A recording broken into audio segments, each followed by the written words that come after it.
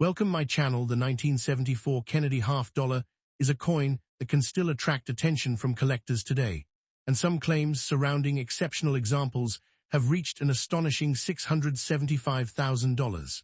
But before you look at your own coin and imagine a life-changing payout, there is an important question. What would actually make a 1974 Kennedy half dollar worth anything close to that amount? The Kennedy half dollar carries one of the most recognizable portraits in American coinage.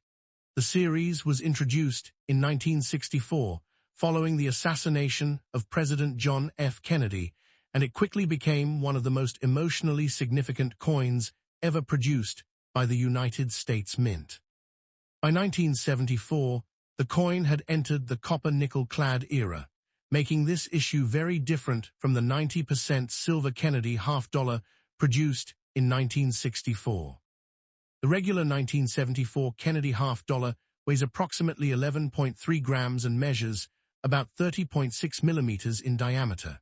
Its outer layers are copper and nickel surrounding a copper core. That composition is important because many people assume that every Kennedy half dollar contains silver. The 1974 regular issue does not have the same silver composition as the original 1964 Kennedy half dollar. Now take a close look at the front. The obverse features President John F. Kennedy facing left. The design was created by Gilroy Roberts and includes the word liberty, the traditional American motto, "In God We Trust," and the date 1974. On examples produced at Denver, the D Mint mark appears beneath Kennedy's neck. Philadelphia examples generally have no mint mark. The Philadelphia Mint produced more than 200 million regular 1974 Kennedy half dollars, while Denver produced more than 79 million. Those numbers tell us something important. The normal 1974 Kennedy half dollar is not automatically a rare coin simply because it is old. But now turn the coin over. The reverse features the famous heraldic eagle designed by Frank Gasparro. The eagle holds arrows in its talons, and an olive branch represents peace. Around the eagle is a circle of stars, while United States of America and half dollar identify the nation and denomination. This design has become one of the defining images of the Kennedy half dollar series. So where does a figure like $675,000 come into the story? This is where serious collectors need to slow down and separate an extraordinary coin from an ordinary example. A normal circulated 1974 Kennedy half dollar does not sell for $675,000 simply because it has that date. Verified market records for ordinary examples and even high-grade pieces are dramatically lower. An extraordinary valuation would require extraordinary evidence. That could mean a genuinely rare and authenticated mint error, a recognized variety of exceptional importance, an extremely high certified grade, or another circumstance supported by reliable market documentation. And this is exactly why collectors should examine their coins carefully. Look at the date, check whether the coin carries a D Mint mark, study the lettering and the details of Kennedy's portrait. Examine the fields for unusual doubling, missing design elements, or other characteristics that might indicate a genuine mint-made error. But be careful. Not every unusual mark is a mint error.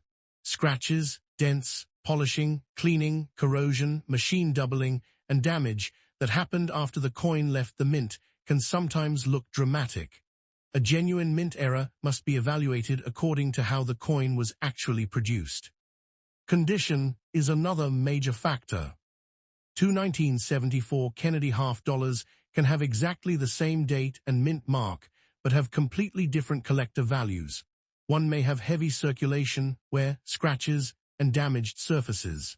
Another may have sharp details, attractive original surfaces, and an exceptionally high certified grade. Collectors also pay attention to originality. If you find an old Kennedy half dollar, avoid polishing it or trying to make it shine.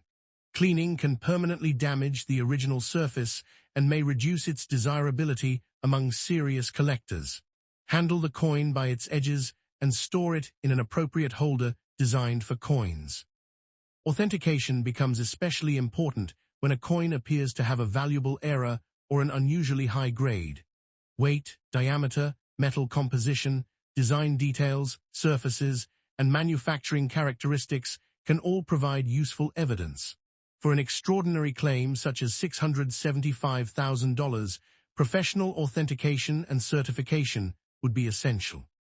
So if someone tells you that every 1974 Kennedy half-dollar is worth $675,000, do not believe that claim without evidence.